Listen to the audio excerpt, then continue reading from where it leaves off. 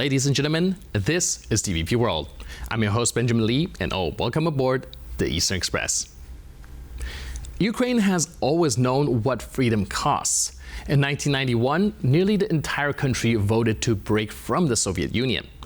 Over the decades, Moscow has tried to pull it back through nuclear deals, gas cutoffs, color revolutions, and outright war. Yet here we are in 2025, still watching Ukraine's fight for survival, sovereignty, and Western integration unfold. On this episode, we're casting our gaze across 3.5 decades, because Ukraine's struggle since 1991 is the beating pulse of resilience in Europe. We'll look at how history has treated the country and why it is sometimes so difficult to have peace with Russia as your big neighbor.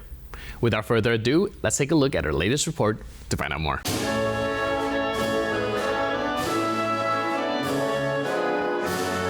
Ukraine's path to independence and the development of its nationhood has been a winding one. Since 1991 and the fall of the Soviet Union, Ukraine has struggled not only with material problems such as corruption and social disparities, but also with its own identity. Like many other post-Soviet countries, its community and society have been deeply scarred by their Soviet pasts. Soon after proclaiming its independence, Ukraine was in a pretty good position, much better than many other post-Soviet and even some Eastern Bloc countries. As it was a key part of the former Soviet Union, it possessed key civilian infrastructure, a large population, and a fairly strong military. Given their history, it is no surprise that in the 1990s, Ukraine wished to maintain closer ties with Russia.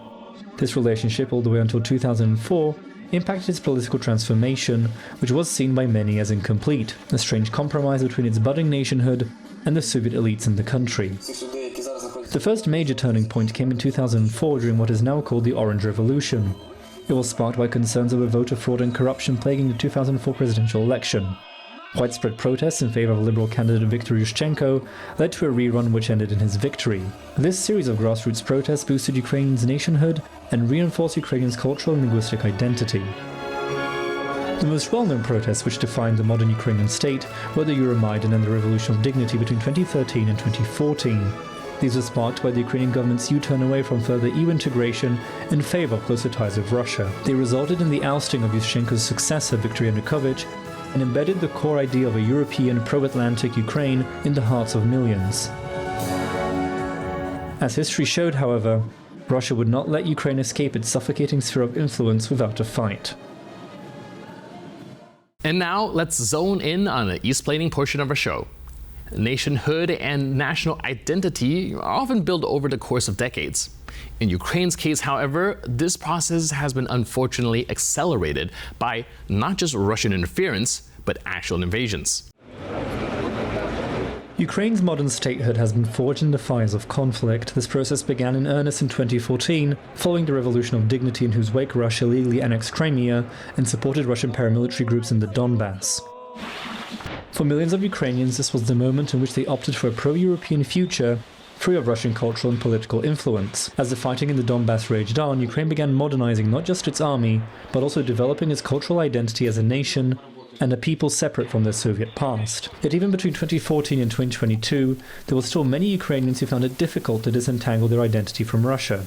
After all, the two nations had been connected in one way or another for hundreds of years. This changed completely in February 2022, when Russian tanks rolled over the borders of eastern Ukraine, the very region which usually has been the most pro-Russian, and violated these Ukrainians' right to peace and independence. Through its military aggression against Ukraine, Russia has done the opposite of its proclaimed intent. It has not dragged Ukraine back into its fold, but rather pushed Ukrainians away and hardened them into a nation with an identity like steel.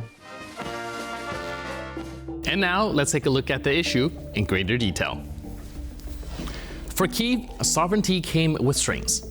Ukraine inherited a massive nuclear arsenal for which it had no use and fewer allies.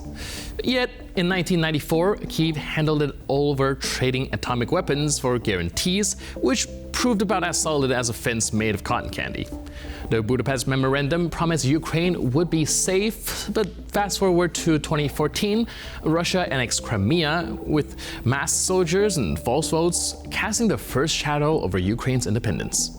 By spring of that year, a bloody Kremlin-backed separatist war has ignited in Donbas, making 2 million people refugees and killing thousands. Ukraine held on. It elected a pro-Western president and signed 2 Minsk agreements, each on being a brutal ceasefire that failed to hold. Then came 2019. A comedian-turned-president, Volodymyr Zelensky, ran on a promise to end the war and to clean up corruption. He tapped into a deep reservoir of frustration and elected as convincingly as Ukraine had ever done, with nearly 3/4 popular support.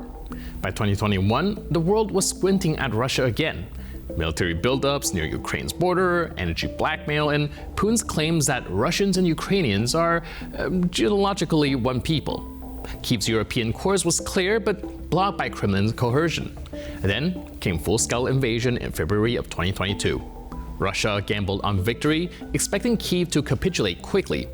Instead, Ukraine repelled the assault, won a surprise victory around Kyiv's suburbs, and launched a full counteroffensive that reclaimed ground, only for the Kremlin to respond with mass mobilization and annexations. And now in 2025, for the first time since the war began, US and Russian officials are sitting at the same table in peace talks without Ukraine. Yet Zelensky is warning that peace without Ukraine is no peace. Ukraine's path has been anything but linear. The post-Soviet era was marked by hopeful independence, nuclear disarmament, and a brief flirtation with peace. The Euromaidan uprising in 2014 reminded Europe that Ukrainians would not be shoved back into Moscow's orbit. What followed was annexation, war, and a national rebirth in arms and sovereignty. Zelensky's bold move, like decoupling from pro-Moscow oligarchs, deepening NATO ties, and resisting oligarchic and Kremlin interference, have redefined Kyiv's trajectory. Even while fighting a war, Ukraine has broken free from internal enemies and external pressure.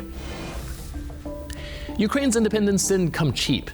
It was paid for with street revolutions, nuclear relinquishment, annexations, and so far 3.5 brutal years of full-scale war. And even now, with peace negotiations looming, the battle for Ukraine's future continues, in theaters of diplomacy as much as on battlefields. And now, here to shed more light on the issue is Vera Konstantinova, a former foreign policy advisor to the chairman of the Ukrainian parliament. Hello, ma'am, and welcome to Eastern Express. Hello, my pleasure to be with you. So we're going to observe Ukrainians' Independence Day very soon, and I'm wondering how it's like for a country to be celebrating its Independence Day during the time of war. You know, it's an important day right now during the full-scale invasion, and of course, it's important to have our friends and partners with us during this day. That's why, for me, it's obvious that since the 2014, the first wave of Russian aggression, I would say that many Ukrainians didn't realize the importance of this day. But currently, after the full-scale invasion of 2022, this day is very important in order to remember the cost and price for our independence. And speaking of friends and partners, Poland being one of the first countries to actually recognize Ukraine's independence, I'm also curious how have diplomatic relations developed with countries next to Ukraine and those that supported Ukraine from the start? Yes, indeed, Poland was among the first countries to recognize our independence, and we highly appreciate for such a sign, because the Western world had been very progressive and very dynamic in terms of recognizing our independence in 1990s. So we had established diplomatic relations ASAP since the very beginning of restoration of our independence. And it's important that during this period of time, Poland and Ukraine were true partners, and I believe in the future will stay on the same page. But at the same time, we need to understand that the Baltic states, Poland, our friends in Bulgaria or Romania, all these countries were among the first who understood us in terms of Russian threat. And that's important that we still stay united in terms of threats and challenges to our societies. So in terms of our Ukraine-Polish relations, we have several important instruments, even at the parliamentary level. We have Interparliamentary Assembly Ukraine-Poland, and we have also a trilateral assembly with our Lithuanian partners. So there are a lot of instruments existed between our countries, I mean, in terms of presidential dialogue. And I hope we will continue to develop our bilateral relations on the basis of mutual respect and, of course, in terms of common joint security threats. And you also mentioned earlier how Ukrainians' independence was a very costly one. What were the steps that was taken, and what was the cost that came with this fight for the independence? Unfortunately, yes, the cost of our independence is so high, especially after the beginning of full-scale invasion.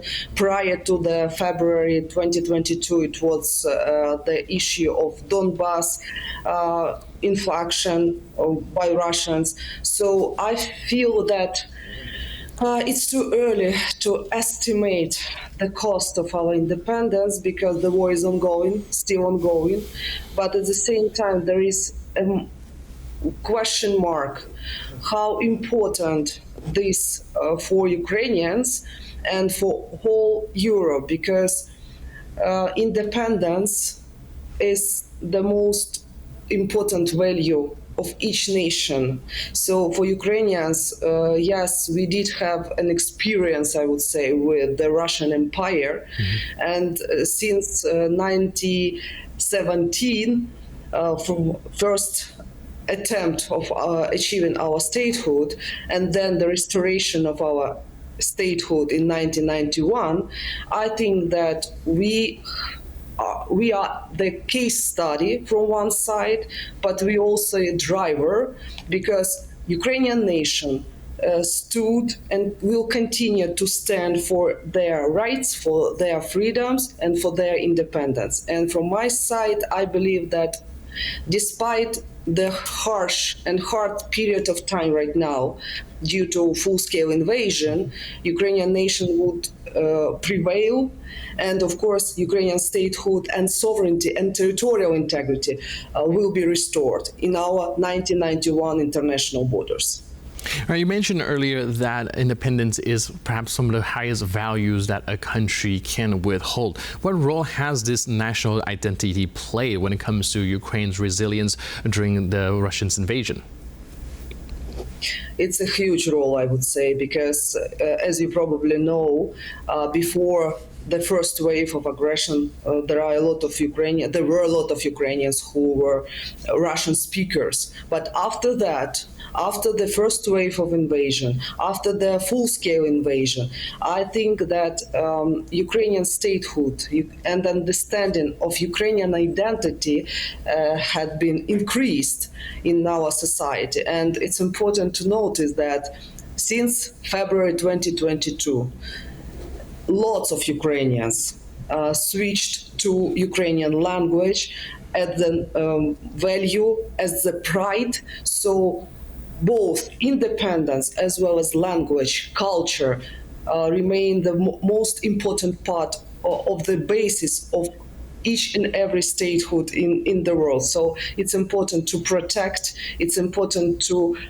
promote the Ukrainian culture around the globe. And of course, the cost of this promotion also lies within the battlefield, because Ukrainian army is the most important part of our national resilience.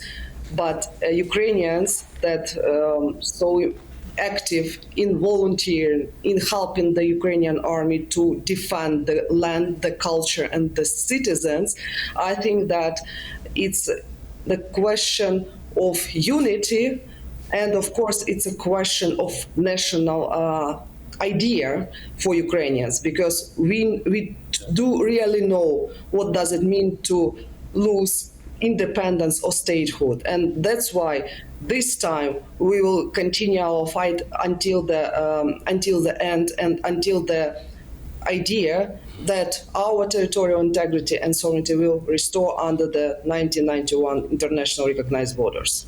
Right. And can you give us a brief look at the perhaps before and after? How has Ukraine transformed and evolved throughout the years of gaining independence?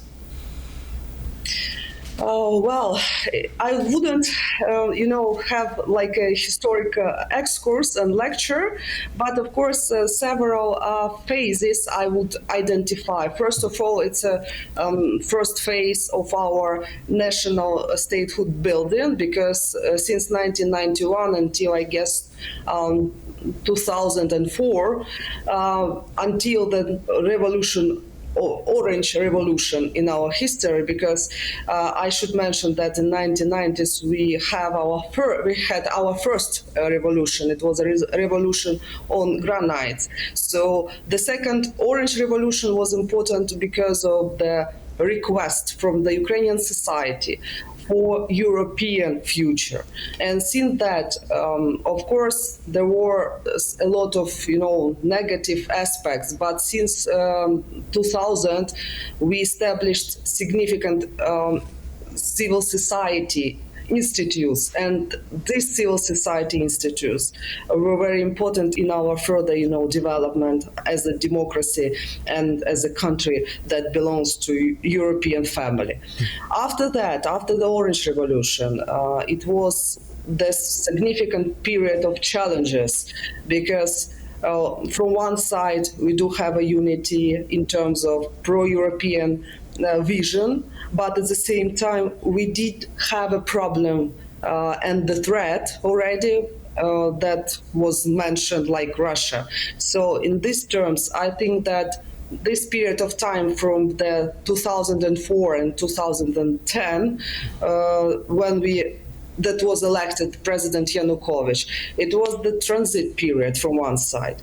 But again, since 2010 until 2013, until the Revolution of Dignity, we had a deterioration and we had a decrease in human rights, we had a decrease in economy. So in this regards, since this period of time, Ukrainians understood that something should be changed. And the Revolution of Dignity is the most, I would say, important event in our modern history, because the Revolution of Dignity was the start of our pro-European path, without any, any delays or any alternative choices, if we can say so.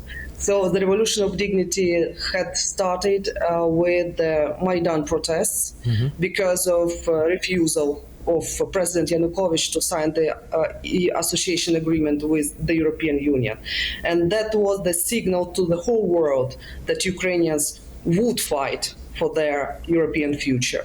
But at the same time, of course, the full-scale invasion provided the significant, basis for strengthening Ukraine as one nation. So in my opinion, again, unfortunately, we pay and continue to pay the highest price for our independence, because it's lives of our soldiers, it's lives of our civilians.